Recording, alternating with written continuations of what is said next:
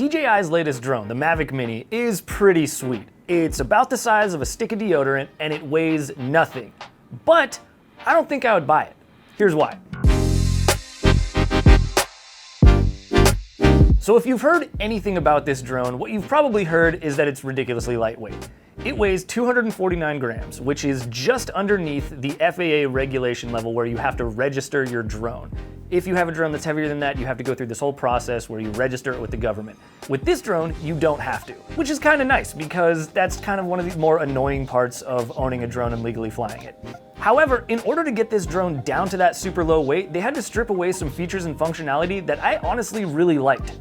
One thing they didn't strip away from this drone though was DJI's awesome flying experience. This little guy is every bit as reliable and responsive in the air as all of the other Mavic drones in their lineup. There was actually a software bug because I was using a pre-release version of the app and the drone would disconnect from my phone mid-air, but it wouldn't like fall out of the sky or anything. I could still just like reconnect and it would stay right in position. So even with bugs, I could fly pretty confidently because DJI's flight software is just so reliable. One of the other things I really liked, and I'm really glad they did here, is that they gave you a physical controller instead of forcing you to use like the virtual sticks on an app, because every time a drone company makes something like that, the controls are just too mushy and imprecise to be usable and for you to fly confidently. But that's not the case with this guy. It's got physical sticks, the flying experience is super tight and responsive. Another thing that I was really impressed by was the position hold of this drone. One of the things I do when I test drones is I'll just have them hover in a stationary position until the battery runs out just to see how long they last. And in cheaper drones, you often find that they kind of drift around and scoot and you have to like control them to make sure they don't run into stuff. But this thing pretty much stayed bolted to the sky right in place, even with strong breezes and stuff. So the position hold on this drone is really, really good. Overall, I would say I'm really impressed with the handling of this thing. Like I said, it flies very, very similarly to a lot of the higher end drones in the Mavic family. It's super sporty feeling, it's pretty quick and nimble. I think that's probably partially because it's so light, like instant throttle response, really, really agile drone to be flying.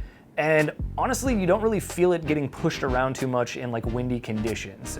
It seems pretty stout and stable in the air, even when you're flying in crazy gusty areas. It's also got pretty impressive battery life. On just one battery, this thing can get 30 minutes of flight time, and I actually tested that and it is fully legit. It can stay in the air for that long. Now, speaking of battery time, another thing that I really liked is we got the Fly More combo is what they sent us to review, and it comes with this sweet little battery charger thing, which fits 3 batteries, but beyond that, it also tells you which battery is the most charged and will charge that one up first so that you can have a full battery faster than you would otherwise. The other thing, it's just so convenient because it's so small, but that can also be said of pretty much every other DJI drone that folds up. They're all pretty backpack friendly at this point, so I don't really think the tiny size is that much of an advantage for this thing. It's still not quite small enough to fit into a pocket comfortably, so you are going to have to put it in its case or in a backpack. The first thing that this drone doesn't have that previous generations did is obstacle avoidance. In drones like the Mavic Pro, the Mavic 2 Pro, and even the Spark, there were some sort of LiDAR-based or visually-based obstacle avoidance system, so the drone could recognize when there was like a tree nearby or you were about to fly into a building, and then it would tell you on the controller like, hey, you should probably stop flying because you're about to crash. The Mini doesn't have any of that, so you kind of have to be aware at all times of how close your drone is to a tree or power line or whatever it is. That's not necessarily a deal breaker, but if you're flying a drone that costs $400, you should be confident that it's not going to crash. Another thing that they took away was its auto follow function. So that was a pretty computationally intense task that some of the older drones used to do, and that required a bigger processor and more cooling hardware. But because this drone is so light, it couldn't have any of that. So you're not going to be able to follow yourself with this drone or like tap on the screen and like, follow a car or somebody on a bike. Another thing that's worth noting is the fact that the Mavic Mini also doesn't have DJI's really nice video transmission systems. Those are OcuSync and Lightbridge, which you can find in their higher end drones, but this one uses enhanced Wi-Fi.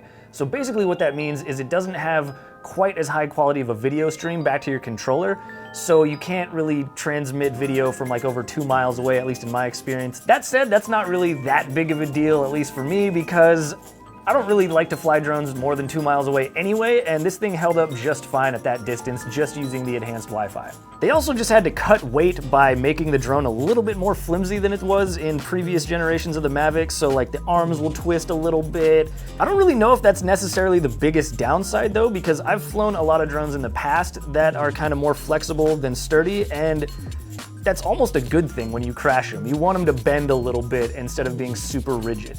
Last but not least is the camera system. So this drone only has a max resolution of 2.7K video at 30 frames per second.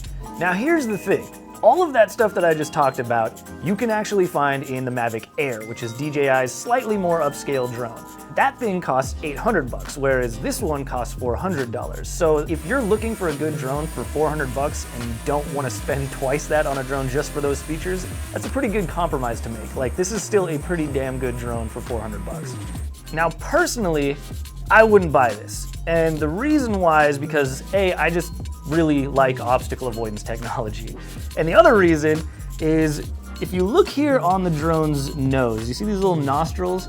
In past Mavic editions, that's where the obstacle avoidance went. So the fact that DJI built this into the drone, even though it didn't have obstacle avoidance, is a little bit puzzling. To me, what that means is DJI is probably planning a plus version of the Mavic Mini that's going to release at some point in the future that might have obstacle avoidance sensors. It'll probably cost like a couple $100 more, but honestly, I think I might wait to see what they do with this one because I love this tiny little package. Really, the only thing it's missing is obstacle avoidance, and it might be coming in the future.